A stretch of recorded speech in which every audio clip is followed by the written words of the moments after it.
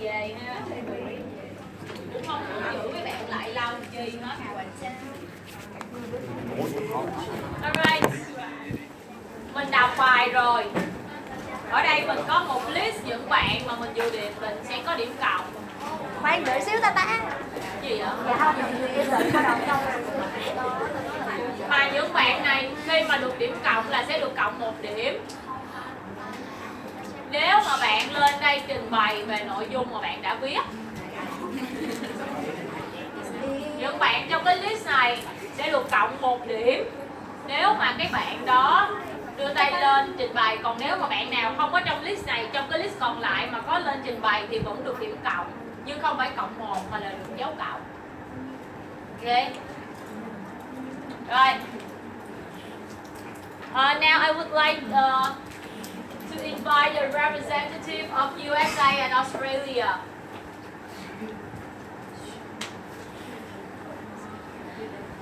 Anyone volunteer? USA and Australia.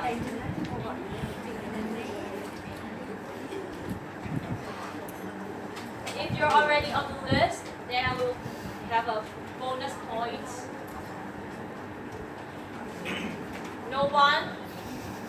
No one from USA and Australia?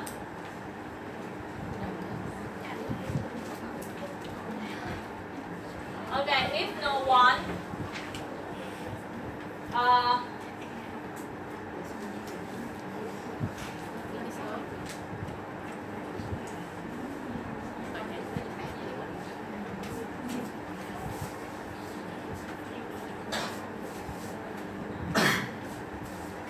okay.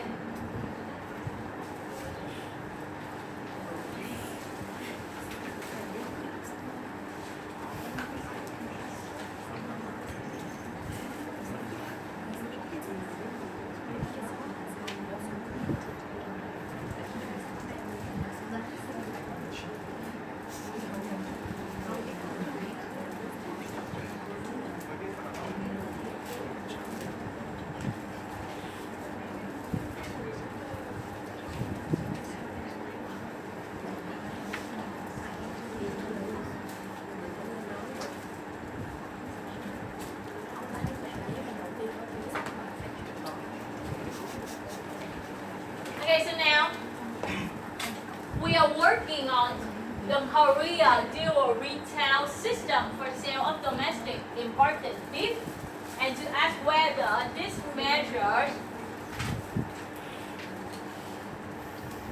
creates a less favorable treatment for imported products. And here what our friends answer from the US, Australia, Diễm Trinh. She answered that the dual system limits the potential market opportunities for imported beef, since they do not enjoy the same competitive opportunity to be sold in the same manner in the same store. And Hải Trâm also has the same arguments.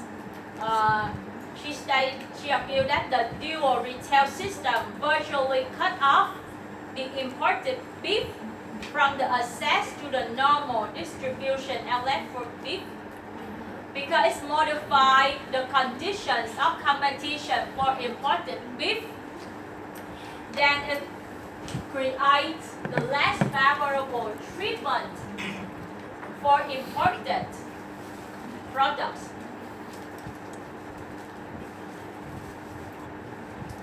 There's some students, I think that they did do well with the US, Australia. Hải Trâm, Diễm Trinh, Thương, Bùi Thương, and Thảo Nhi.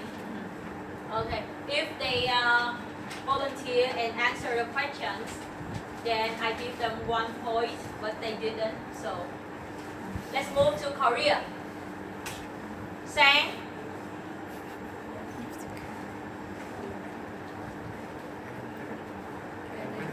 Okay, why? Okay. Go ahead. Yeah. All right. Here you go. So, I asked the other representatives are Korean, so I think that the deal with Okay.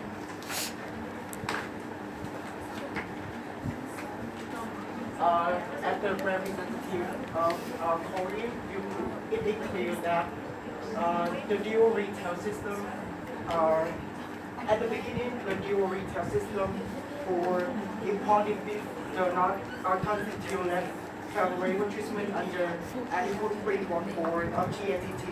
So from my perspective, I think the measure were not intended to disadvantage imported beef, rather than it sought to maintain regulatory transparency, consumer choice without changing the competitive condition for both imported and domestic products. So I'm going to demonstrate over my point. First of all, the dual retail system. You can see that the dual retail system does not restrict any importations or sale for imported beef in Korea, and imported beef is freely allowed to enter into the market as sell without any quotas, bans, or taxes. The second, the specialized board allowed imported beef to consumers who actively serve product, and I think that we create a good condition for consumers having easy to access to this product, and for this way, this ensure that transparency for the market. And finally, the dual retail system ensure that consumers are fully informed about whether they are purchasing domestic or imported beef, and which promote the consumer protection and transparency in the market. Okay, thank you. Thank you, Sang. So his argument is that the Korea dual retail system for sale of domestic imported beef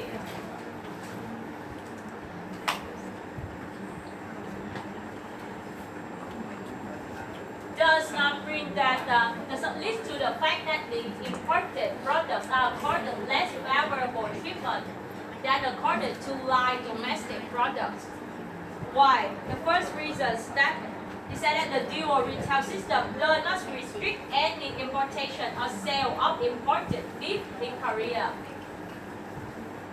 Okay. And specialized stores allow imported beef to reach consumers who actually seek for their products. And the dual retail system has with the main aim is ensure the transparency. Alright, so there is no discrimination or did not modify the competitive condition. Yes, and I gave him 1 point.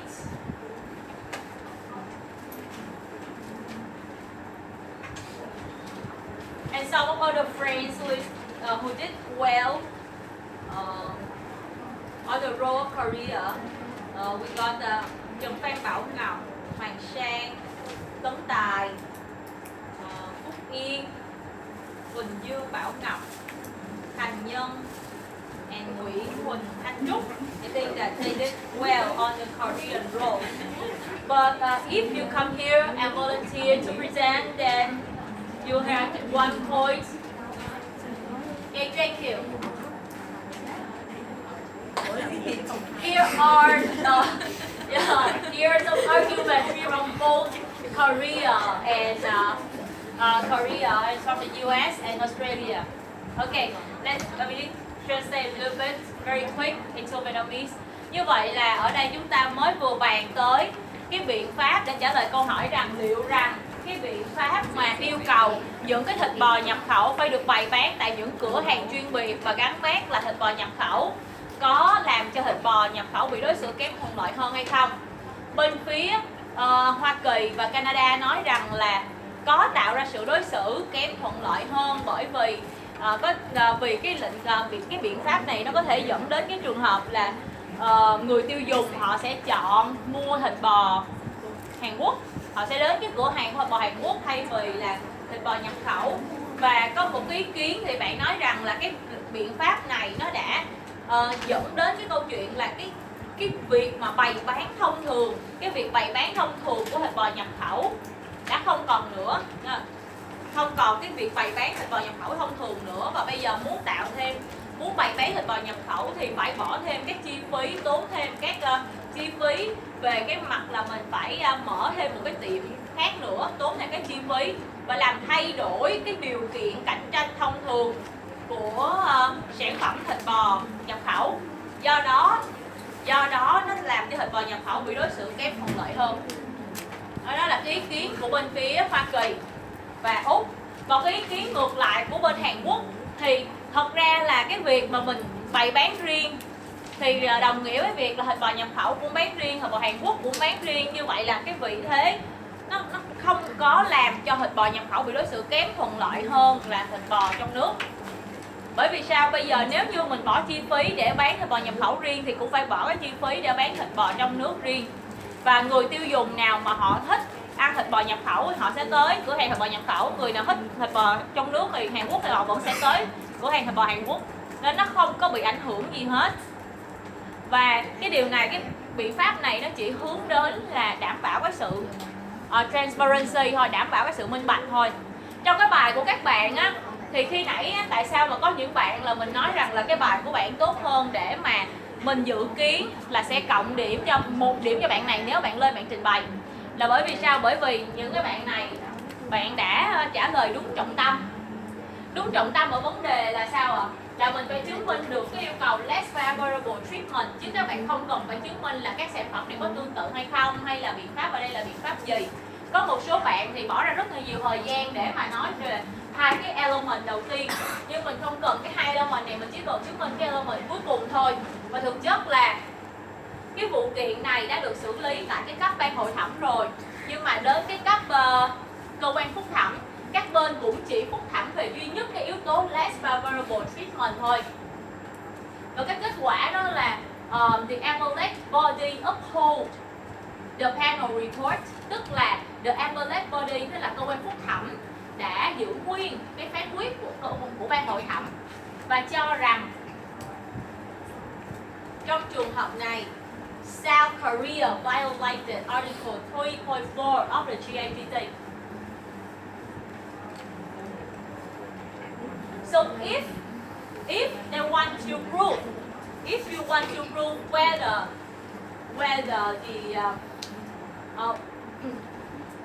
the imported product is a less favorable treatment than accorded to like domestic products, you must need to answer whether the measures modify the conditions of competition to detriment of imported products. Như vậy ở đây các bạn có thể thấy là gì ạ? Cái mục tiêu của cái điều 3.4 này á, là không phải hướng đến là làm sao mình, nếu như các bạn chứng minh nè, nếu như cuối cùng các bạn chứng minh rằng là hóa ra là thịt bò nhập khẩu và thịt bò Hàn Quốc đang được đối xử như nhau thì sẽ không vi phạm NT. Không phải như vậy, họ không chứng minh theo kiểu như thế. Họ sẽ không có chứng minh theo kiểu là bây giờ khi tôi tách cái quầy hàng ra thì thịt bò nhập khẩu và thịt bò Hàn Quốc đều được bày bán như nhau và đều sẽ có cái kết quả là đối xử ngang bằng nhau. Họ không có chứng minh như vậy. Và cái điều quan trọng họ chỉ xem xét rằng là liệu rằng cái biện pháp này có làm thay đổi cái điều kiện cạnh tranh bất lợi cho bên phía nhập khẩu hay không. Và ở đây cái điều mà bên phía thịt bò nhập khẩu họ đưa ra cái ý kiến của họ là vì sao họ bị đối xử bất lợi, là tại vì nó làm cho cái việc bày bán thông thường của họ không còn nữa. Họ không còn được giữ là bán bình thường, bây giờ họ phải bị tách riêng ra. Như vậy ở đây là người ta chỉ đang coi là thịt bò nhập khẩu có đang bị đối xử kém thuận lợi hay không, chứ không có quan tâm rằng là cái biện pháp này có mang lại sự công bằng giữa các bên hay không. Ví dụ như trước đấy hai bên bán cùng với nhau thì thịt bò nhập khẩu họ đang đạt được một cái mức lợi nhuận như thế này, họ đang được bày bán tại những cửa hàng, tại những cái siêu thị như thế này, thì bây giờ bắt họ phải bày bán riêng, tức là làm thay đổi cái điều kiện cạnh tranh của họ. Và khi thay đổi điều kiện cạnh tranh, họ tức là bị less favorable treatment. Như vậy là các bạn thấy thì nó rất là phù hợp với cái cuối cùng là gì? So as to afford protection to domestic production. Như vậy NT nó không phải là cố gắng đảm bảo sự đối xử bình đẳng công bằng giữa những hàng hóa tương tự nhập khẩu và hàng hóa tương tự trong nước, mà nó làm sao đấy để mà một cái quốc gia không được phép đối xử hàng hóa nhập khẩu kém thuận lợi hơn hàng hóa trong nước. Và điều này đồng nghĩa với việc là gì ạ? Người ta sẽ không có quan tâm tới câu chuyện là đối với biện pháp trong nước, sẽ không có cái sự ràng buộc rằng là cái nước này, cái quốc gia này anh được áp thuế, anh không được phép áp thuế cao. Họ không có đưa ra cái yêu cầu là cái quốc gia này không được áp thuế VAT cao, không được áp thuế tiêu thụ đặc biệt cao. Các quốc gia họ có cái quyền tự quyết, họ có cái chủ quyền quốc gia, họ được quyền ban hành internal measures theo cái cách thức của họ. Họ có thể tăng thuế trong nước, họ có thể giảm thuế trong nước, hoặc là họ tăng lên rất nhiều, hoặc là đưa ra những cái rào cản trong nước rất nhiều, đó là chuyện của họ. Và những cái rào cản này những cái khó khăn, cái sự tăng thuế này nó phải được áp dụng cho cả hàng hóa nhập khẩu và hàng hóa trong nước. Nhưng áp dụng như thế nào đấy mà không dẫn đến là bảo hộ cái sản phẩm trong nước. Ví dụ như bạn mình nói rằng bây giờ tôi tăng thuế môi trường hay là tôi tăng thuế tiêu thụ đặc biệt vì cái mục tiêu nào đó của quốc gia tôi, thì tôi tăng luôn cho cả hàng hóa nhập khẩu và hàng hóa trong nước. Nếu như cái việc mà tăng thuế như vậy nó gây bất lợi cho hàng hóa nhập khẩu thì mới vi phạm NT. Tức là gây bất lợi cho hàng hóa nhập khẩu và nó làm gì? Nó làm thay đổi cái điều kiện cạnh tranh. Như vậy cái less favorable treatment ở đây nó được phân tích là gì ạ? Người ta sẽ đi xem rằng là có thay đổi modify the conditions of competition to the detriment of imported products. Nếu chứng minh được cái mối liên hệ giữa hai cái ý này thì dẫn đến việc là vi phạm NT theo điều 3.4.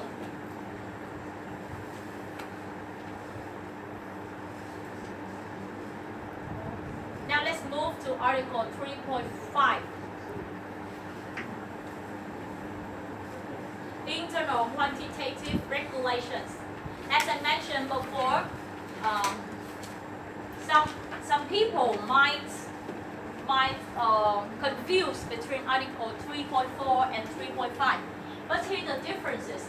Article 3.5 focus on internal quantitative regulations related to the mixture, processing or use of products. Let me give you the examples of this case. United States measure affecting the importation, internal sale and use of tobacco. In this case, the U.S. enacted the 1993 Purchase Act with the program Domestic Marketing Assessment. And this regulates that cigarette manufacturers contributing at least 1% of all U.S. produced and sold cigarettes must certify the percentage of domestic tobacco use annually. So it is a required for the manufacturers to certify the percentage of domestic tobacco. If no certifications were provided, this will assume that manufacturer use only imported tobacco. If manufacturers using less than 75% domestic tobacco had to bear the penalty, pay a non-refundable marketing assessment or purchase additional domestic rolling. So here is the quantitative measures, right? Because it's required that manufacturers must use over or 75 domestic tobacco. Như vậy, đây là một cái nhóm biện pháp liên quan đến tỷ lệ nội địa hóa. Trong cái trường hợp này, Hoa Kỳ đã ban hành một cái đạo luật mà quy định rằng là gì? Là những cái người mà nhà sản xuất ra thuốc lá thì phải mà chiếm 1% những cái sản phẩm sản xuất tại Mỹ á, và bán tại Mỹ thì phải có cái chứng nhận về cái phần trăm cái lượng tobacco sử dụng ở trong nước. Nó khác với cái nhóm biện pháp mà mình đề cập ở cái ví dụ đầu tiên. Ở cái ví dụ đầu tiên, cái biện pháp của mình là cái nhóm biện pháp thuế tiêu thụ đặc biệt. Các bạn thấy không? Biện pháp đầu tiên của mình là biện pháp thuế tiêu thụ đặc biệt, áp dụng cho thuốc lá sử dụng nguyên liệu nhập khẩu hay nguyên liệu trong nước. Như vậy cái biện pháp ở trong cái bài đầu tiên, ví dụ đầu tiên của mình nó là biện pháp thuế, nó là internal tax, thì nó thuộc điều 3.2. Còn cái biện pháp ở đây rõ ràng là gì ạ? Nó không có liên quan đến tax, mà nó liên quan đến một cái biện pháp về tỷ lệ nội địa hóa. Tức là nó yêu cầu là gì? Cái thuốc là cái việc anh sản xuất ra cái thuốc lá nó phải sử dụng 75% domestic tobacco. Nếu mà không đạt được cái lượng tỷ lệ nội địa hóa này thì phải bị phạt. Thì đây chính là cái nhóm thuộc phạm vi điều chỉnh của điều 3.5. Như vậy là các bạn ở cái phần này các bạn sẽ mục tiêu là gì? Chúng ta phân biệt được là điều 3.1 nó chỉ là cái nguyên tắc chung. Để giải thích cho điều 3.1 thì chúng ta sẽ chỉ cần nghiên cứu 3 cái nhóm thôi. 3.2, 3.4 và 3.5, mỗi một nhóm sẽ được áp dụng riêng cho từng cái nhóm biện pháp. Và mình cũng đã có cái cách để mà giúp các bạn phân biệt được giữa cái ví dụ đầu tiên và cái ví dụ này. Cái ví dụ đầu tiên nó rơi vào 3.2, cái ví dụ này nó rơi vào 3.5.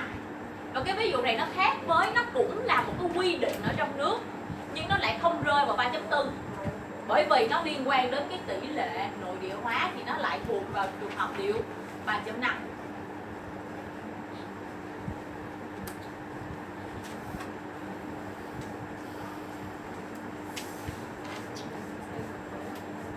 Okay, so now let's come back to Article 3.2 of GATT. Okay.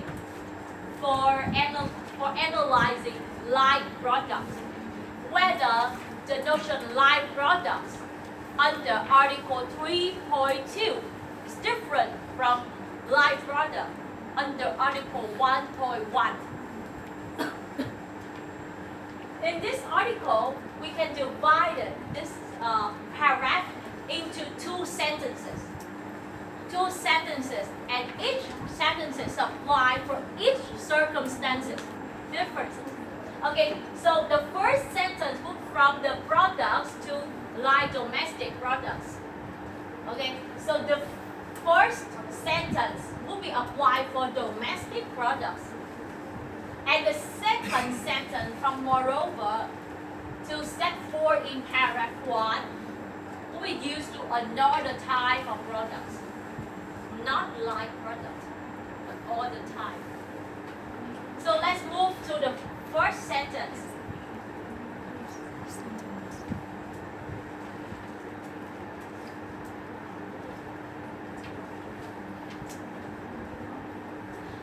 Under the first sentence, the products of the territory of any contracting party imported into territory of any other contracting party shall not be subject directly or indirectly to internal taxes or internal charge of any kind in excess of those applied directly or indirectly to live domestic products.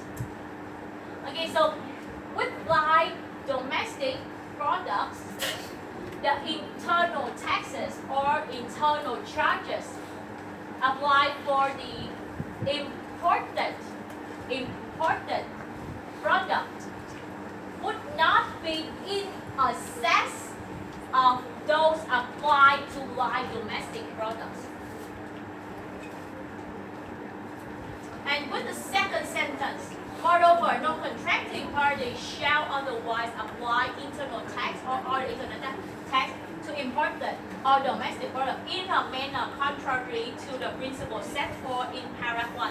What is the principle set forth in paragraph 1? What is the principle set forth in paragraph 1? What's the principle? The principle is say that so as to afford to domestic production. So the principle set forth in paragraph 1 is So as for what? To afford what protection to domestic production. Như vậy là gì? Cái điều 3.2 này có hai câu tương ứng với hai vế áp dụng cho hai trường hợp. Câu số 1 sẽ áp dụng cho sản phẩm tương tự, câu số 2 sẽ áp dụng cho một cái loại sản phẩm khác. Cái sản phẩm khác là gì? Xíu nữa mình nghiên cứu. Và nó nói rằng là gì? Ở cái câu thứ 2 nó nói rằng là cái việc mà áp dụng cái biện pháp này nè thì nó phải theo cái cách thức là tuân thủ theo cái nguyên tắc đã nêu tại khoản 1. Cái việc nguyên tắc đã nêu tại khoản 1 là gì? Là nguyên tắc là không dẫn đến kết cục bảo hộ hàng nội địa. So as to afford protection to domestic production. Here's the interpretative note at for Article 3. A text confirming the requirements of the first sentence paragraph would be considered to be inconsistent with the provisions of second sentence only in cases where competition was involved between.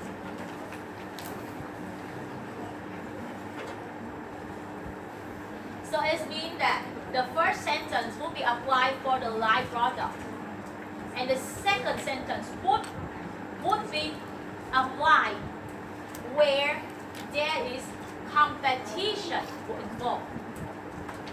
When competition was involved. So on the other hand, is a directly competitive or substitutable product. So it means that the first sentence will be applied for live product, and the second sentence will be applied for directly competitive or substitutable product. Tức là sản phẩm cạnh tranh trực tiếp có khả năng thay thế.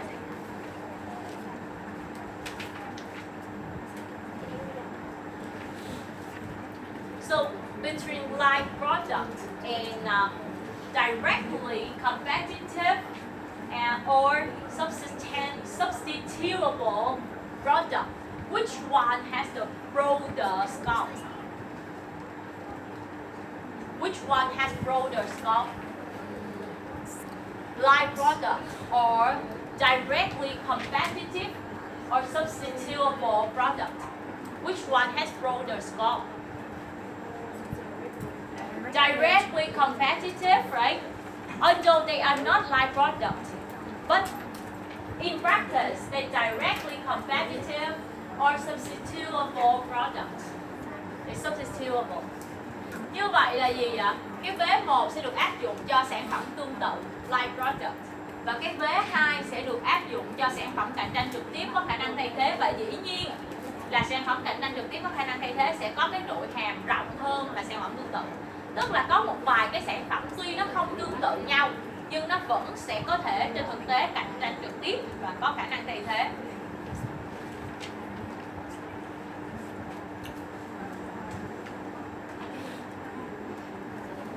So in Article 3.2, we would have first sentences and second sentences at Article 3.2. With first sentences, no taxation of imported product in excess of. Taxation applied directly or indirectly to live products. So here, no amount of in excess allowed, and what are characteristics of liveness under Article 3.2 first sentence. Như vậy khi mà các bạn làm bài và các bạn nói rằng là có sự vi phạm về một cái chế độ internal tax, một cái chế độ thuế nào đấy, mà bạn nói rằng nó vi phạm điều 3.2, thì trong bài làm của các bạn phải dẫn ra cụ thể là vi phạm điều 3.2 theo câu thứ nhất hay là theo câu thứ hai. Chứ nếu các bạn chỉ nói vi phạm điều 3.2 là chưa đủ, còn chỉ nói vi phạm điều 3 là càng sai dữ nữa. Như vậy là trong cái bài làm các bạn phải chi tiết đến cái mức là nếu nó đã thuộc về cái measures là internal tax, bạn phải chỉ ra, hoặc là internal charges, phải chỉ ra rằng là cái biện pháp thuế này trong nước này nó thuộc vế 1 hay nó thuộc vế thứ hai. First sentence or second sentence. Nếu như nó thuộc vế thứ nhất là trong trường hợp nó thuộc vế thứ nhất, khi hai cái sản phẩm đang được nhắc đến là like product, là sản phẩm tương tự. Còn khi nào nó thuộc vế thứ hai, khi hai sản phẩm đấy không tương tự nhưng nó là sản phẩm directly competitive or substitutable product. Khi nó là sản phẩm cạnh tranh trực tiếp và có khả năng thay thế thì mình sử dụng vế thứ hai, câu thứ hai. Và khi mình nói câu thứ nhất thì các bạn sẽ thấy là gì vậy? Cái đại ý của câu thứ nhất là nếu như hai sản phẩm đã tương tự nhau thì cái mức thuế áp cho sản phẩm nhập khẩu không được vượt quá mức, là không được gì ạ? In excess of là không được vượt quá mức chúng được áp dụng cho sản phẩm nội địa tương tự. Như vậy muốn biết có sự vi phạm 3.2 theo vế 1 hay không thì cái điều đầu tiên các bạn phải xác định được gì ạ? The internal tax apply for the domestic products. For example, it might be 5%. So the tax for imported product, the imported live product would be 5% or less. Không được vượt quá mức, tức là không được, nếu như cái mức thuế áp cho sản phẩm nội địa là 5% thì cái mức thuế áp cho sản phẩm nhập khẩu không được vượt quá 5%, tức là 5% trở xuống. Nếu như mình áp mức thuế là 4% cho sản phẩm nhập khẩu nhưng áp mức thuế là 5% cho sản phẩm nội địa tương tự, có vi phạm NT không? Có không? Không vi phạm NT.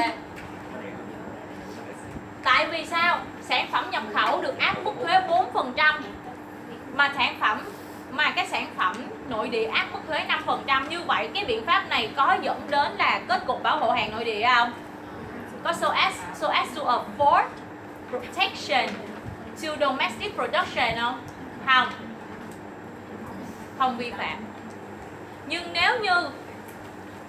nếu như cái mức thuế cho sản phẩm nội địa đó, the internal tax for the domestic products is 4%, but the internal tax for the imported product will be 4.1%. Whether it violates Article 3.2, if they are live product, then there is violation because it's in excess of taxation applied. In excess of tức là vượt quá mức, in excess of vượt quá mức the taxation applied directly or indirectly. Okay. With the second sentence, the taxations of imported products must not be dissimilar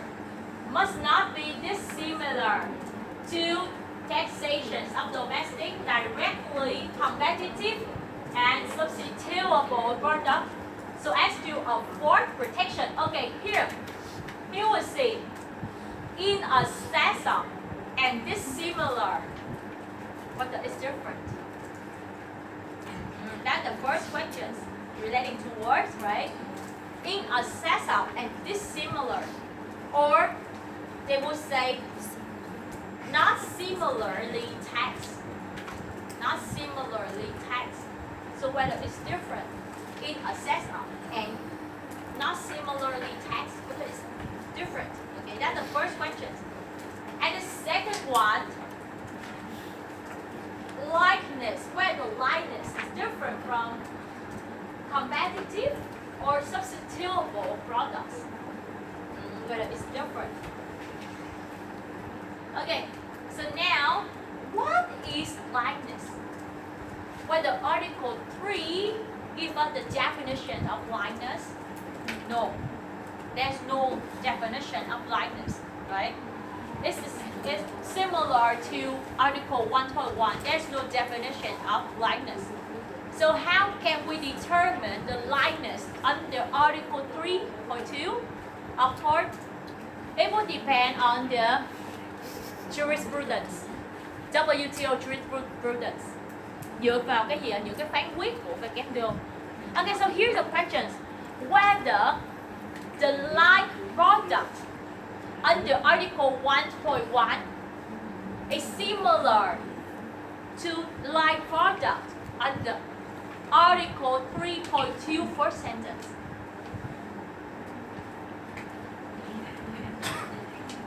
Whether they are the same. Whether they are the same.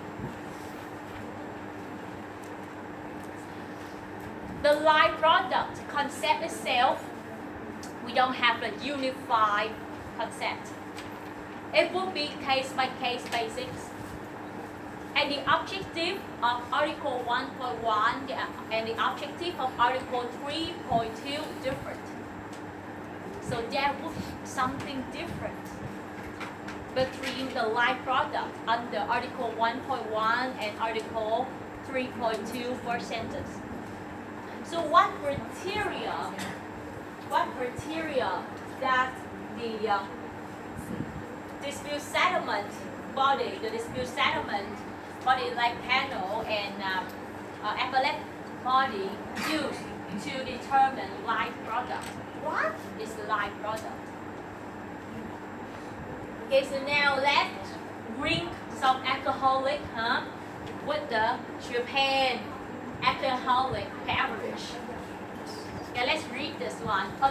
We read this before, right? We read this one before. So now we will see. We will work on the like product.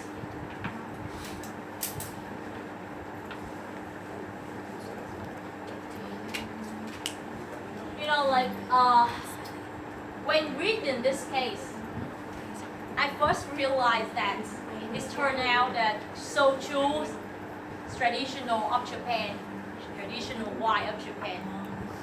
Yeah, Japan say that soju is traditional wine of Japan, and in Japan they got the traditional Japanese soju. Okay, and the Japan liquor tax law has categories of liquor, and each of liquor is said to have the different tax rates. But the tax law has issued tax soju as a lower rate than the other products. And the case background is that Japan is one of the largest import wine in the world. One of the largest import wine in the world. So it means that in Japan, although they have traditional wine, traditional alcoholic beverage, but they still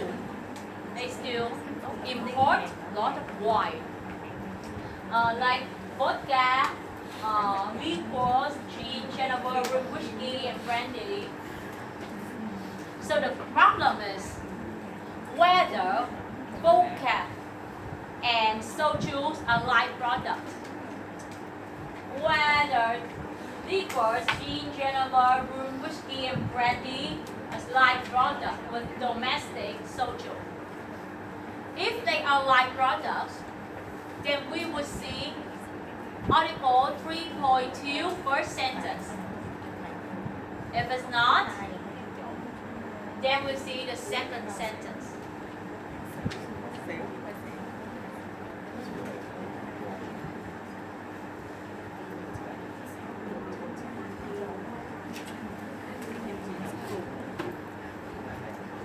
So in this case, the appellate body states that the like products, or the competitive or substitutable products under Article 3.2 second sentence has broader category of products than Article 3.2 first sentence.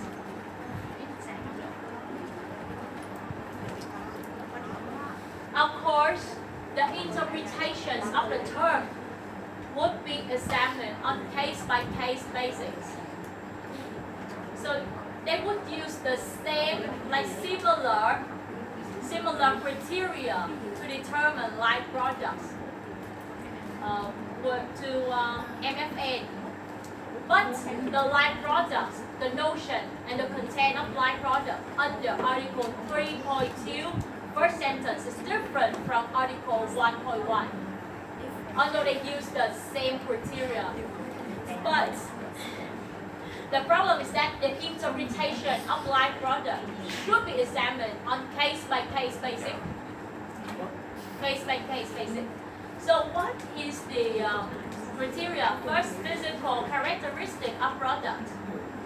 End use, consumer taste and habit.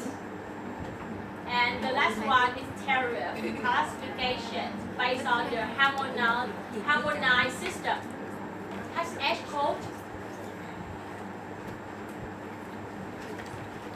Alright, so in this case, now let's read in this case, which is light product? Which products are light products? Vodka, liquor, gin, Geneva, rum, whiskey, and brandy. Which one is light product with soju? Bây giờ ở cái vụ này là như thế nào? Cái vụ này á, là Nhật Bản ban hành một cái luật thuế áp dụng đối với đồ uống có cồn, mới đưa ra một cái hệ thống phân loại những cái loại rượu khác nhau, được áp những cái mức thuế khác nhau, giống như cái kiểu của Spain vậy đó. Thì bây giờ á, người ta thấy rằng là những cái mức thuế mà áp cho cái loại rượu của Nhật á, loại rượu soju của Nhật thì nó thấp hơn những cái loại khác. Thì bây giờ người ta muốn hỏi rằng là vậy liệu rằng cái luật thuế mà áp cho soju cái mức thuế thấp hơn những loại rượu khác nó có vi phạm NT hay không? Thì bây giờ muốn biết có vi phạm NT hay không thì cái điều đầu tiên mình biết the measure đó là luật thuế, nên mình phải áp dụng điều 3.2. Và cái vấn đề tiếp theo là với những cái loại rượu nhập khẩu này thì cái loại rượu nhập khẩu nào trong số cái danh sách này là rượu tương tự với lại rượu soju để mình sử dụng điều 3.2b1. Còn những loại rượu nào chỉ là rượu có khả năng thay thế thôi thì mình áp dụng điều 3.2b2. Bây giờ thì theo các bạn, giữa những cái loại rượu này thì rượu nào là nó có nhiều đặc điểm giống với lại rượu soju nhất?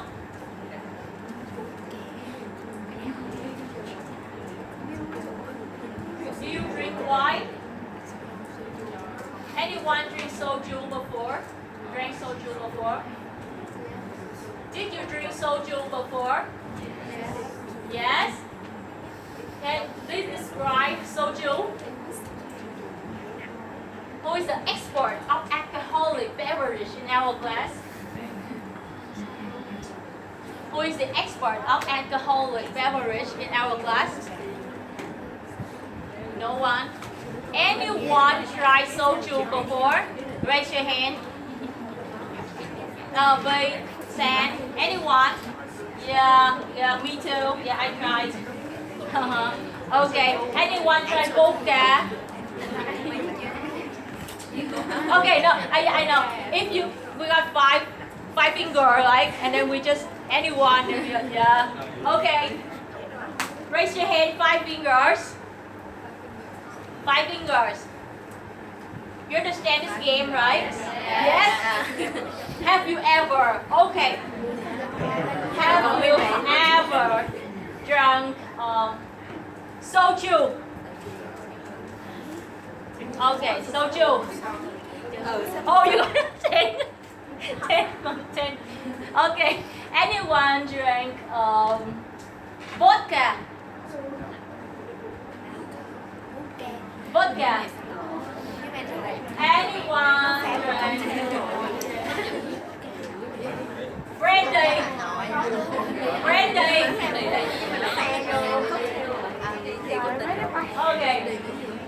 Anyone drank whiskey?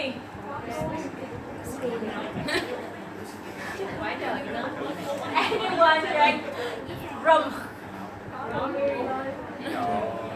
Okay. Yeah, we're going with this one too. Anyone drank gin? Anyone drank Geneva? I did not. Okay. Raise your hand. 2 hands. Okay.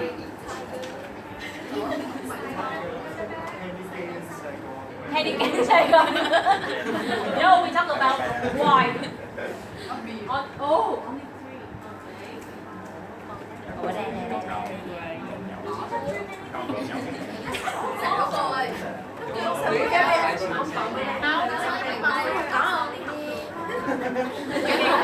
Anyone? Okay, raise your hand. Nothing? You drink on? You drink all of this, you? You? Oh, you! Oh, the monitor. Okay, thank you. Monitor, which one's live product? Like when you taste the same. Which Tuấn, like you didn't drink any wine because like when he just drink, he doesn't care which wine is it, right? He doesn't care what type of wine he drinks, right? When they give him anything and he drinks, he don't care, he doesn't care. Okay, which one has the similar characteristics with soju? Which one? Vodka. Maybe vodka. Right? Maybe vodka. Now let's see.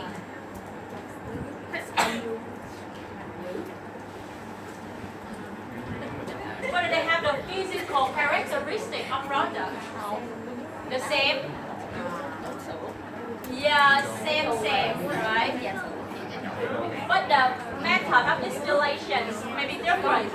Tức là đối với cái rượu vodka và cái rượu soju á, thì mình nhìn thấy là mình thấy nó giống nhau, đúng không? Rượu vodka và rượu soju nhìn thì thấy giống nhau, nhưng mà thực chất là gì ạ? Cũng là trong suốt. Có thể nồng độ cồn nó cũng sẽ là ở cái mức độ ngang nhau đối với từng cái dòng rượu soju. Soju nó có nhiều nồng độ cồn, vodka cũng vậy. Nó còn rượu nó là đều trong suốt, đúng không? Cái vị nếm vào nó cũng nói chung là khác chứ không có giống, đúng không? Vị khác.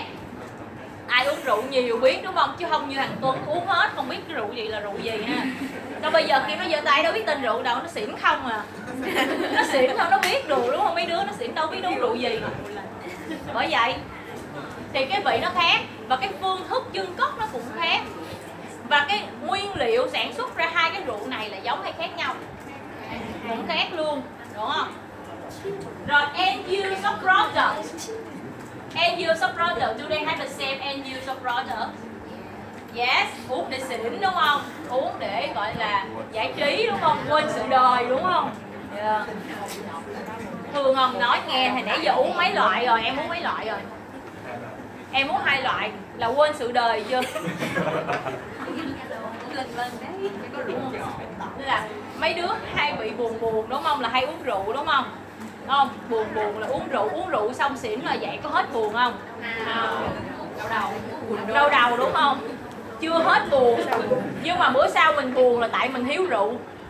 Chứ không phải mình buồn là do cuộc sống mình buồn nha. And use of product. Consumer preference, taste and habits. Taste and habits. Hôm trước mình nói rồi ha. Whether it's substitutable, taste and habit. And the last one, tariff classification.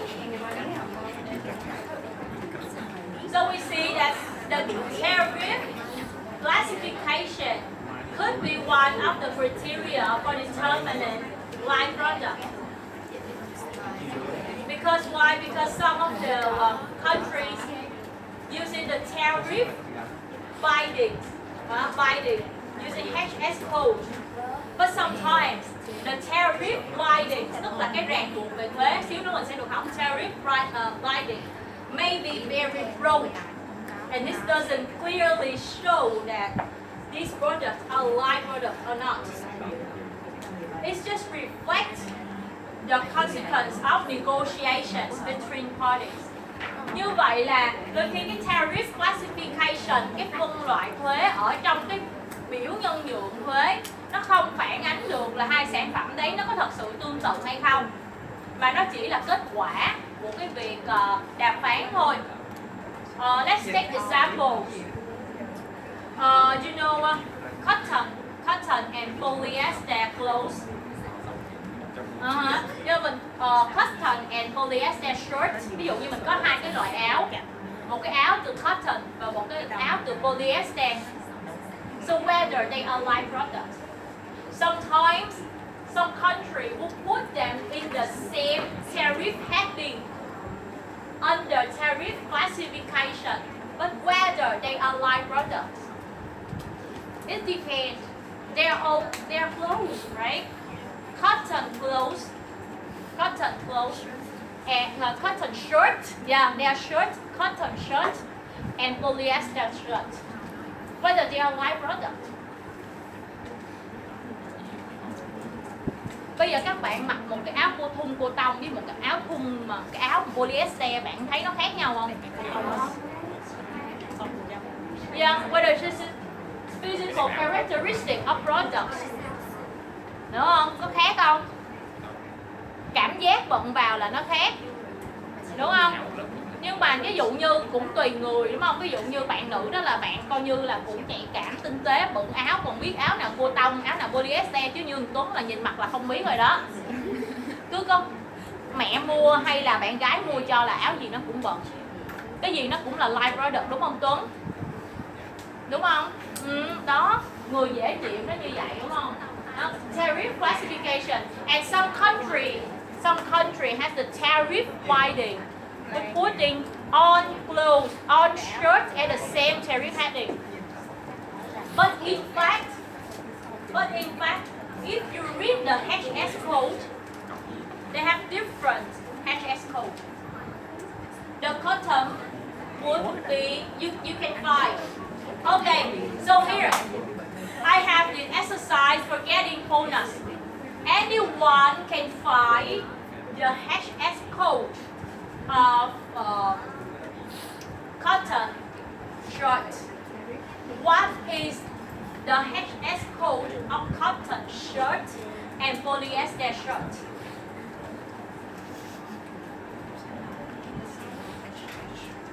HS code.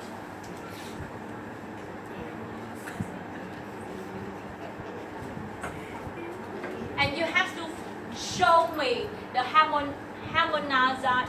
harmonized system. Harmonized system for your argument. What is the HS code of cotton shirt and polyester shirt? Just give the number. Very easy. You?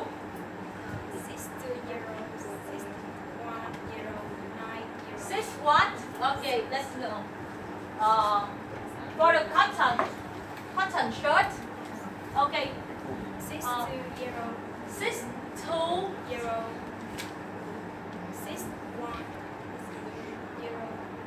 610. So it's the cotton shirt.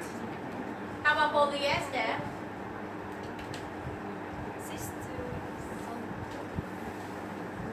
62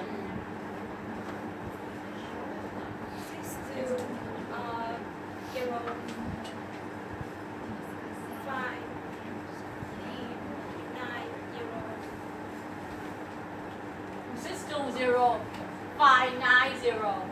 Okay. Is it correct?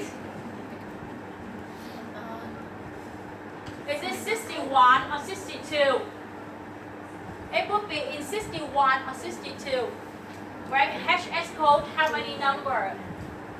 World Custom Organization, right?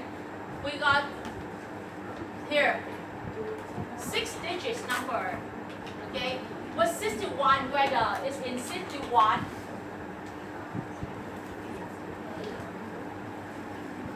What chapter is it? What chapter? Where can we see what chapter? 62? 62 or 61? 61 or 62? What are differences between 61 and 62?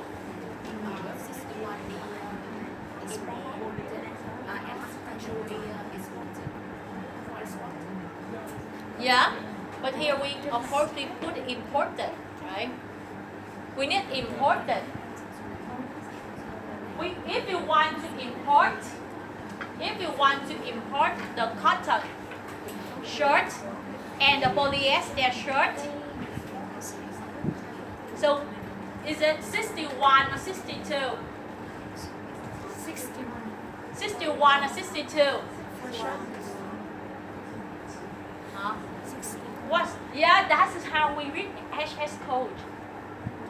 Đó, hôm trước mình có nói với mấy bạn là mình sẽ đọc cái mã HS và đây chính là cái cách mình đọc mã HS. Các bạn đọc thử ha, bây giờ các bạn đã biết rồi. Bây giờ nó là 61 or 62, nó sẽ đi từng cái đúng không? Mỗi một cái nhóm. Này nó là gì? Heading, subheading đúng không? Cứ nhỏ nhỏ càng tốt. Nhưng 6 số, đôi khi 6 số nó vẫn chưa đạt được cái mức tương tự mong muốn. Chứ chưa kể là khi các bạn nhìn bạn sẽ thấy cotton với polyester nó được xếp ở hai cái nhóm khác nhau mà nó mới có 6 số. Còn những cái biểu thuế khác ha, có thể là người ta những cái hệ thống của những nước khác, ví dụ như Việt Nam mình là đi 8 hoặc là đi tới 10 số rồi. Thì nó càng chi tiết thì nó mới càng có mức độ giống nhau nhiều khi nó cùng tariff heading, chứ không chỉ dựa vào cái tariff binding, tức là cái biểu nhân nhượng. Tariff binding là kết quả của việc đàm phán. Đối với tariff binding thì người ta sẽ có xu hướng người ta gom hết một cái nhóm đó, ví dụ như shirt để nó vào chung một cái nhóm để người ta áp thuế. Nhưng điều đó không có nghĩa là tất cả các loại shirt nó đều là sản phẩm tương tự nhau, bởi vì nó có những cái sự khác biệt nhất định để mà có cái sự đối xử khác biệt, chứ nó không hẳn là tương tự. Vậy thì ở đây các bạn thấy không, mình đang ngồi mình đang bàn là gì? Bạn mình nói là 62 nhưng nó là 61 or 62. But what's the differences between 61 and 62? So, is 61 or 62? This might be 61, right? This might be 61. So if it is 61, then you have to find another, like 61. If you call it 61, so what the next two digits number? Như vậy cái số đầu tiên là, nếu mà là số đầu tiên là số 61, vậy thì t-shirt nó nằm ở cái nhóm số mấy? Số mấy? Nó có phải vào nhóm số 6 không? Hay nó là số mấy? Đây là t-shirt. T-shirt là nó nhóm mấy? Number 9. Rồi. Vậy thì better cotton nó là nhóm mấy nữa? Số mấy nữa? What number? 10, yeah. 6, 1, 0, 9, 10, right? So how about polyester?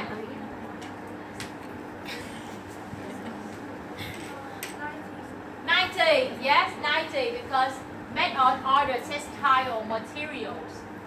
Như vậy nó phân ra là cotton riêng với lại là những cái loại vật liệu khác là nó riêng, đúng không? Như vậy bạn sẽ thấy rằng là gì ạ? Hai cái loại sản phẩm này nó có the same chapter, right? They have the same chapter and the same heading, same chapter and same heading, but they have different what? Different subheading. Different subheading. So if they have different subheading, and it will be in 8 digits or 10 digits, it will be far more not like products. Right? Nó càng khó có thể trở thành sản phẩm tương tự hơn. Nó chỉ mới giống nhau về cái chapter, có cùng chapter nè, có cùng heading nè, nó khác subheading, thì đồng nghĩa với việc là những cái quốc gia nào mà họ chuyển thành 8 số hoặc 10 số thì nó sẽ lại càng khác nhau nữa, tức là họ phân loại càng chi tiết. Nó sẽ phân loại càng chi tiết, đúng không? Như mình nói là phân loại càng chi tiết thì nó lại càng có sự khác biệt. Ví dụ như khi bạn đặt bạn thấy thậm chí là tôm còn đầu, tôm cắt đầu gì đấy, có thể nó cũng khác cái mã HS luôn. Đấy là cái việc mình áp dụng mã HS ha. Và không phải lúc nào cái mục mà tariff classifications, tariff binding nó cũng là một cái tiêu chí hoàn toàn chính xác để mà xác định ra sản phẩm tương tự. Bởi vì đôi khi tariff binding nó có thể tiếp cận những cái nhóm sản phẩm để đánh thuế một cách rộng hơn là khái niệm sản phẩm tương tự cần thiết, nên vẫn sẽ cần những cái nhóm tiêu chí khác. Rồi đó, ví dụ nếu mà hơi đề mở á, là bắt đầu sẽ vô hỏi và tới vậy luôn. Là vô là bắt đầu các bạn hãy bắt đầu dò mã HS đồ ha. Rồi sau đó là xác định coi sản phẩm này có tương tự hay không dựa trên mã HS gì, đúng không? Hoặc là nói rằng thôi bây giờ đem thêm một cái biểu cam kết của Việt Nam vô nữa. Đó, biểu cam kết gia nhập WTO với cái biểu nhân nhượng của Việt Nam đem vào nhưng là tài liệu ha. Rồi để mấy đứa vô, mấy đứa mở. Thì nói chung là thi 60 phút thôi. Tại có 2 tiết mà. Thi 60 phút thôi được không? Ổn không? Sao Sang? Bất ổn quá không? Thì bây giờ phải sử dụng cái kiến thức đúng không? Kiến thức mình học linguistics là mình phải sử dụng nó vào đúng không? Để mình vung nó vô là HS code như thế nào đúng không? Chữ nào đúng không? Hai bạn tên gì quên rồi? Bạn này tên gì? What's your name? Như Quỳnh. Nhi.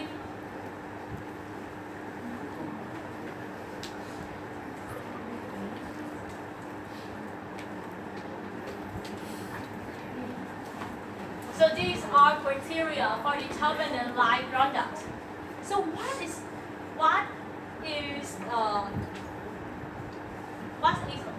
directly competitive or substitutable product?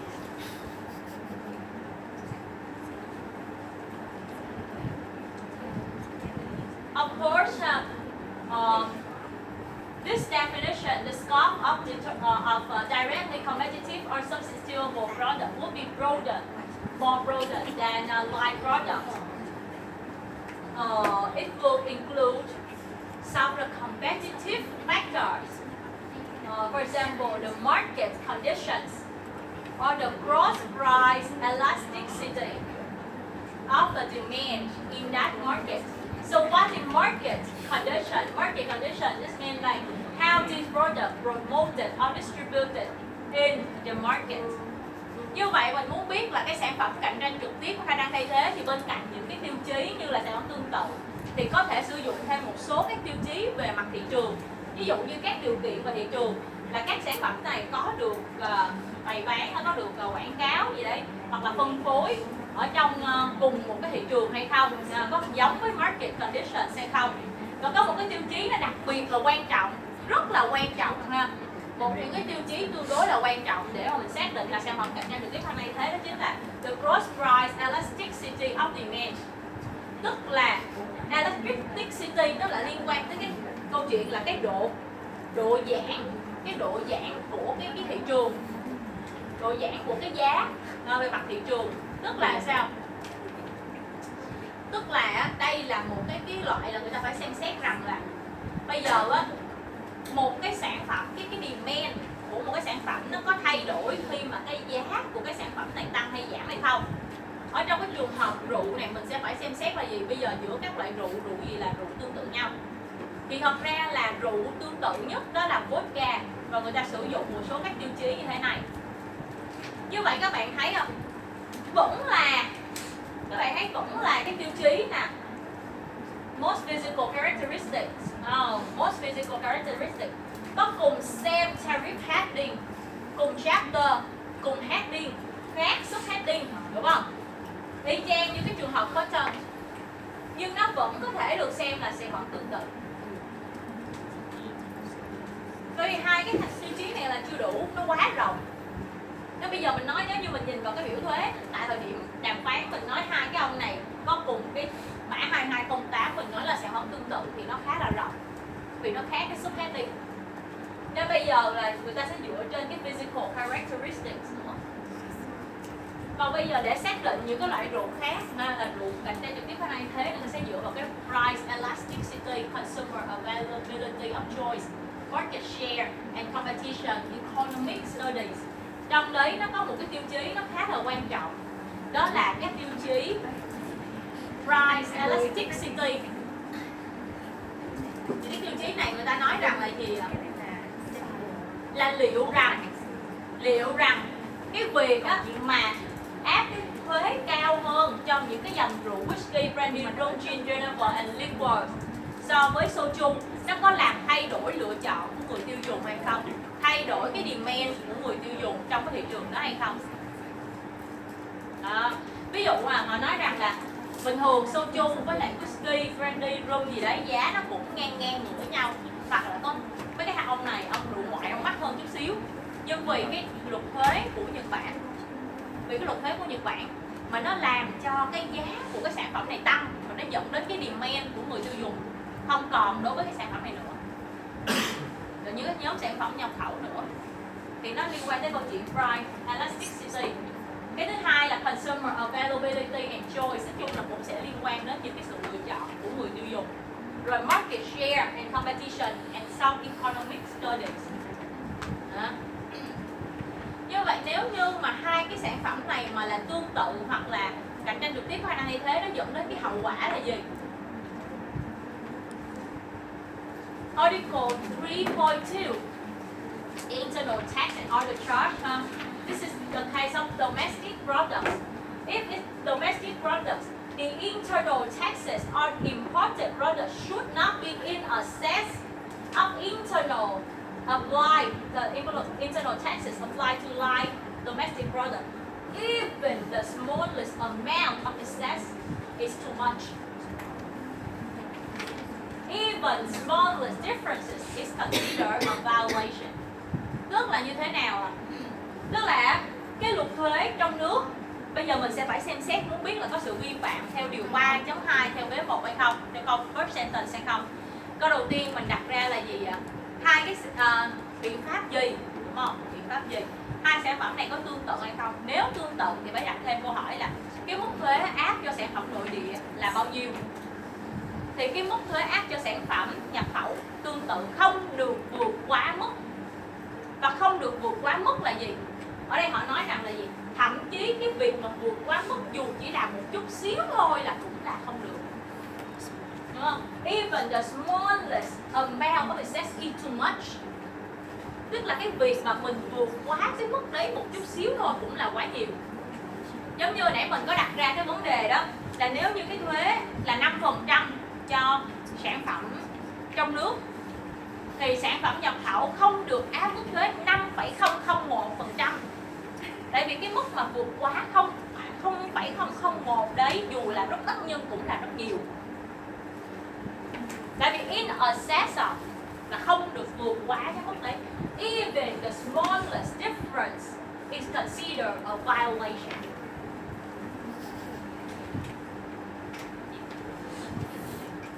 So we can see that this is a strict benchmark for in excess of tax. Họ có một cái cách thức hay cái cách tiếp cận rất là strict, rất là nghiêm khắc, đúng không? Rất là strict, rất là khó đối với cái ngưỡng mà in excess of. Tức là sao? Những cái sản phẩm mà có mức độ tương tự càng cao thì phải đảm bảo rằng là sản phẩm nhập khẩu không bị áp mức thuế vượt quá mức chúng được áp dụng so với sản phẩm nội tương tự.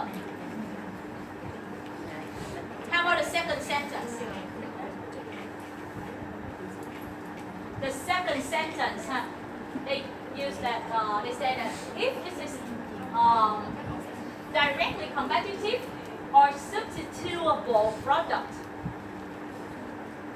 which were not similarly taxed.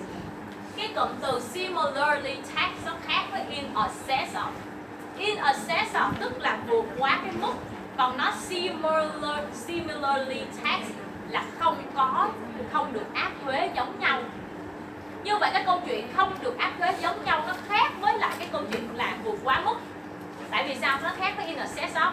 Vì in excess of á, là khi bạn đã nói rằng là cái sản phẩm nội, sản phẩm nhập tương tự không được áp vượt quá mức chúng được áp dụng cho sản phẩm nội tương tự. Thì vượt quá mức ở đây tức là gì ạ? Luôn luôn cái sản phẩm nhập khẩu sẽ được hưởng mức thuế thấp hơn hoặc bằng. Nhưng mà ở trong trường hợp này thì nó lại dùng theo cái kiểu là gì ạ? Nó similar tax, đúng không? Nó similar tax. Như vậy là cái sản phẩm nội địa và sản phẩm nhập khẩu có thể được áp mức thuế là gì ạ? Là không có similar tax, đúng không? Không có similar tax, hay tức là không có giống nhau theo cái cách là tuyên nó là cái cách nó không giống nhau, nhưng mà không được dẫn đến kết cục bảo hộ hàng nội địa. Vậy tức là gì ạ? Vậy tức là sẽ có một cái khoản, the tax difference must be more than de minimis or the minimal for the tax. Tức là gì? Trong cái trường hợp này á, người ta sẽ tính ra cái khoản de minimis.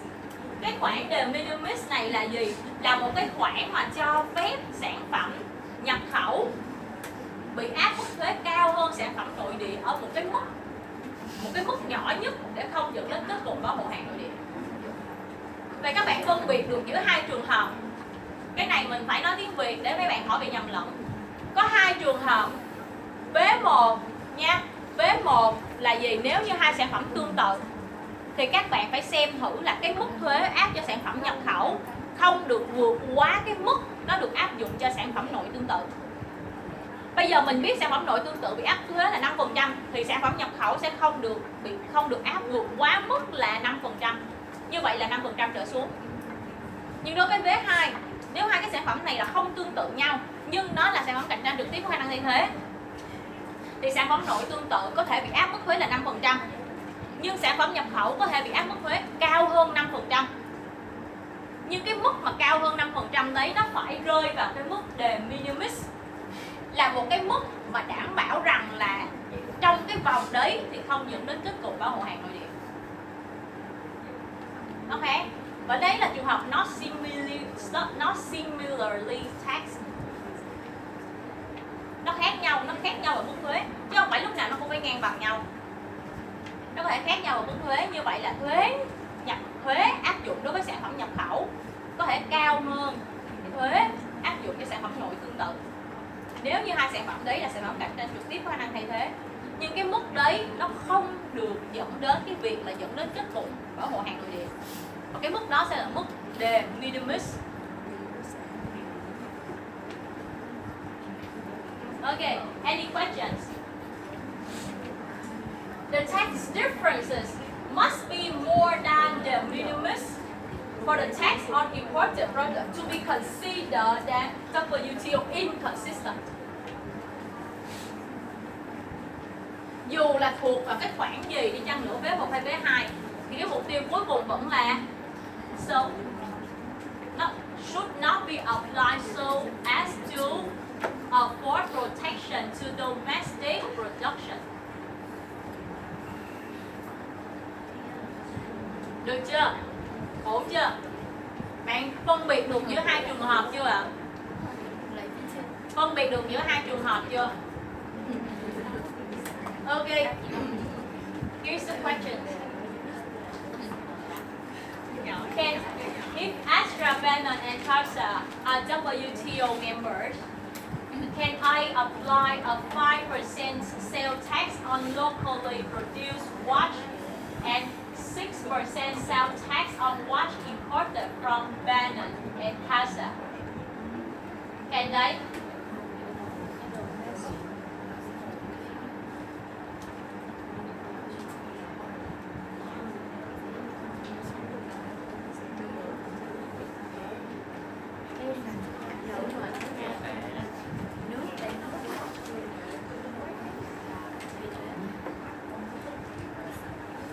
Yes or no?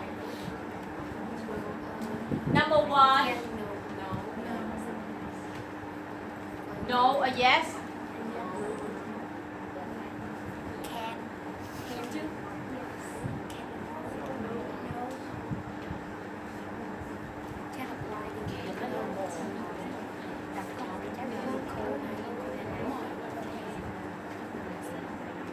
Okay, with the first questions. Number one questions we need to answer is that what internal measures? Is it internal measures or border measures? Is it internal measures or border measures? Internal measures. Internal measures, because if it's border measure, it would not under the coverage of Article 3. Only internal measures. Okay. Number two. What internal measure is it? Tax. Internal tax. Sales tax. It's internal tax. It is directly, right? Directly tax on the watch, on the domestic watch and the imported watch. So whether this tax is applied for both domestic and imported watch, yes. Okay, so it would be under Article 3.2, but not 0.4 or 0.5, right? Because it's an internal tax, sales tax, right? Internal or sales tax. Okay. The next questions would be whether the domestic watch and imported watch are like products or directly competitive or substitutable products or not at all. So there would be three cases, right? Three cases. Number one, if the domestic watch and the imported watch are like products. So it would be under Article 3.2 first sentence. And this, if you apply 5% sales tax on domestic watch and 6% sales tax on imported watch, that would violate the first sentence because it's in a setup, right? It's a setup. So that would violate Article 3.2 first sentence. If these watch are not like products, but they are directly competitive or substitutable products, then the second question is that whether the tax differences 1% is a de minimis, so as to afford the protections to domestic production. If the de minimis is 1%, then no violations. If the de minimis lower than 1%, then that's a violation of Article 3.2 second sentence. In the third case, if they are not like products or not directly competitive and substitutable product, then no violation of Article 3.2. Okay, you get it? Now you get it? Okay. The second question.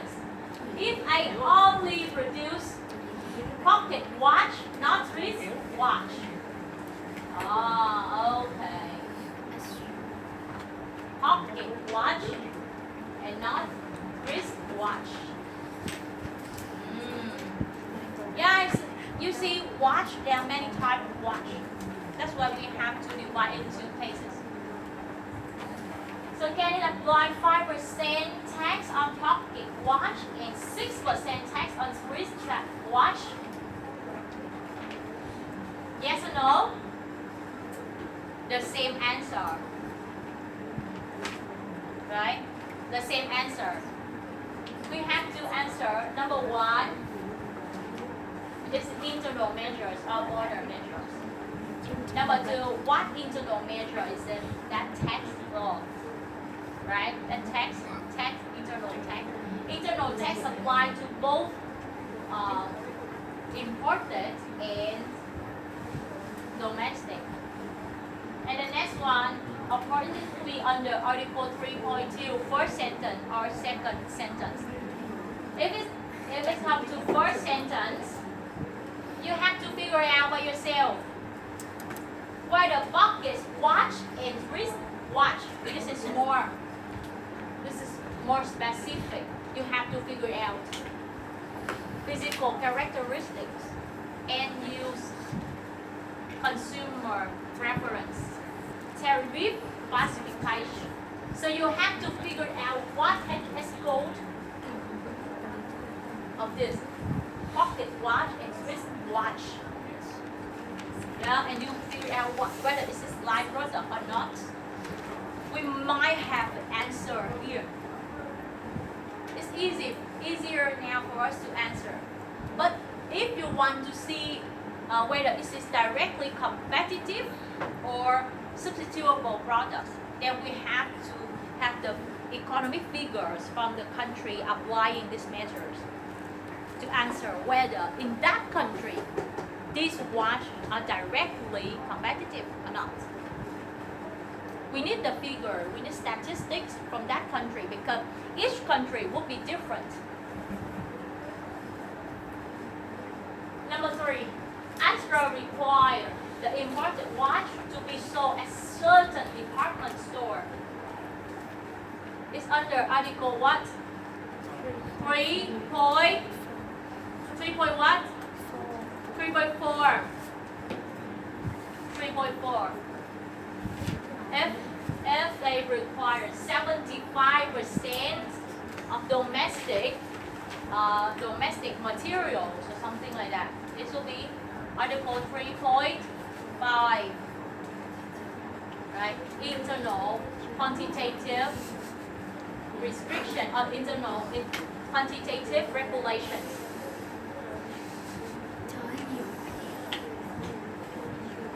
And then we finish the national treatment.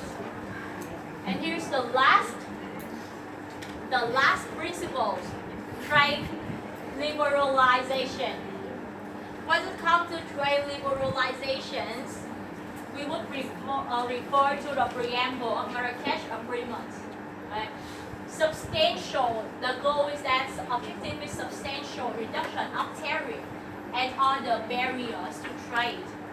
Then we will have 2 types of barrier.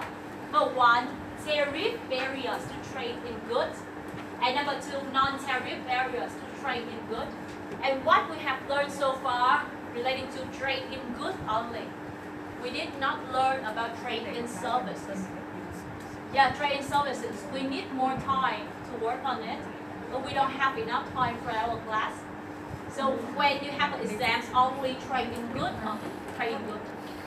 Just like a 10 of trade goods, okay?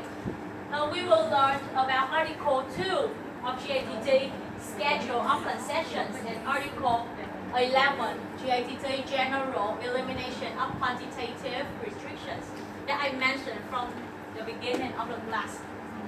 With the tariff barriers, binding of concessions and commitment. With the non-tariff barrier to trade in goods, almost elimination.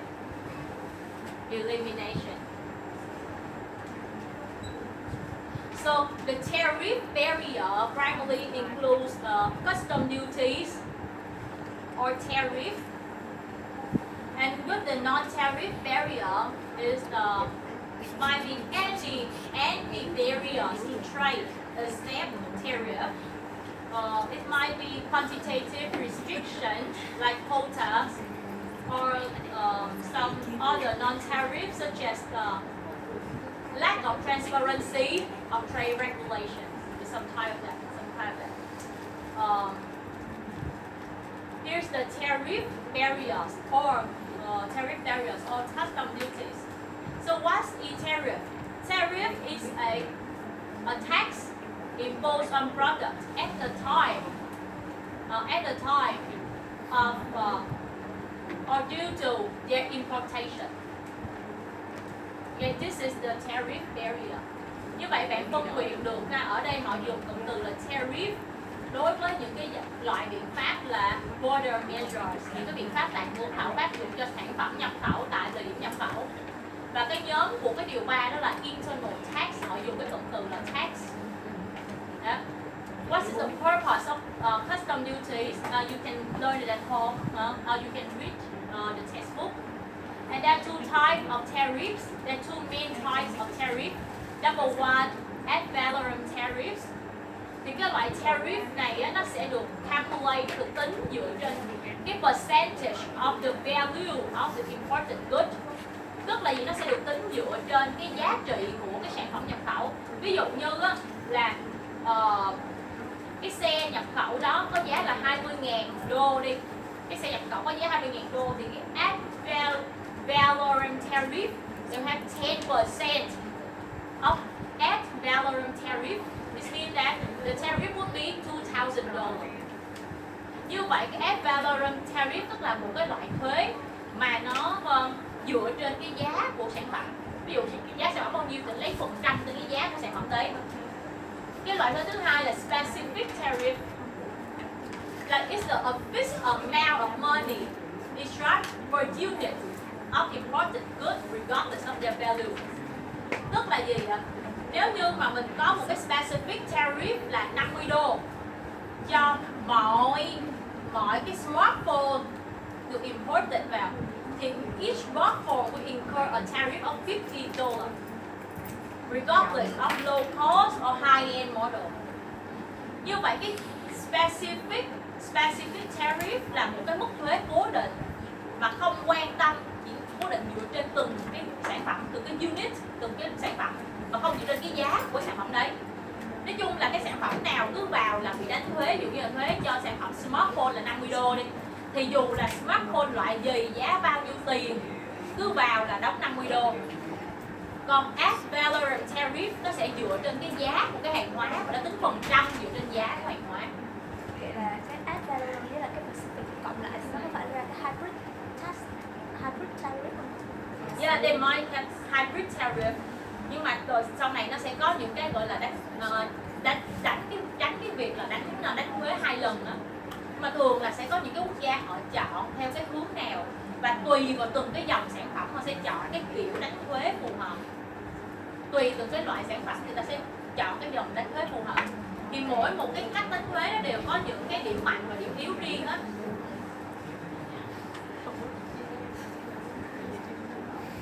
Okay, here's the tariff barriers to trade in goods. The basic principles or rules governing the tariff negotiations. That number one, negotiations are reciprocal and mutually advantageous. Basic tức là gì vậy? Theo nguyên tắc có đi có lại và lợi ích cho cả đôi bên. Và nguyên tắc thứ hai là most favored nation. Bạn đọc giúp mình cái điều 28 Article 28 bis of GATT 1993. Thì cái việc mà mình đàm phán, đây là câu chuyện mình đàm phán thuế khi gia nhập WTO dựa trên nguyên tắc nào? Nguyên tắc số 1 là có đi có lại và mang lại lợi ích cho đôi bên. Và nguyên tắc thứ hai là most favored nation. Có đi có lại là sao? Ví dụ như là khi mà em gia nhập WTO thì em đã biết là cái mức thuế của các thành viên khác cho sản phẩm của em là bao nhiêu rồi, thì em sẽ vào đấy em đàm phán để làm sao đấy nó có đi có lại, nó có lợi ích cho cả đôi bên. Và theo cái kiểu là em vào em đề xuất mức thuế và bên còn lại họ có thể là họ negotiate với em rồi có đồng ý với cái mức thuế mà em đề ra hay không. Kết quả của những cái thuế đấy nó sẽ cho ra là cái tariff concessions or tariff binding. Và cái nguyên tắc thứ hai đó là khi em đã giảm thuế thì em phải MFN cho tất cả những thành viên còn lại, most favored nation. Then under Article 2, Schedule of Concessions, the result of tariff negotiations are referred as tariff concessions or tariff binding. Cái kết quả của cái việc đàm phán thuế sẽ cho ra tariff concessions or tariff binding, tức là ràng buộc thuế quan. Here it said, and you should remember that each member of WTO has their own schedule. Mỗi một thành viên sẽ có một cái lịch, một cái gọi là cái tiến trình thực hiện cái biểu nhân nhượng của mình nó khác nhau, schedule nó sẽ khác nhau. Nhưng mà cái điều quan trọng là gì?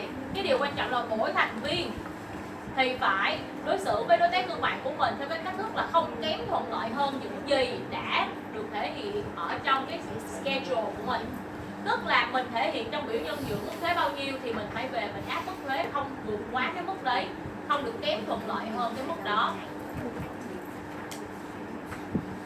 Như vậy là bạn sẽ thấy cái cụm từ biểu nhân nhượng á, nó sẽ dịch thành là tariff binding hoặc là tariff concessions. Đây là một cái structure, this is a structure of schedule of concessions, MFN concessions, preferential concession, non-tariff measure concession, and specific commitment of agriculture products. Mình có gửi slide các bạn về xem ha.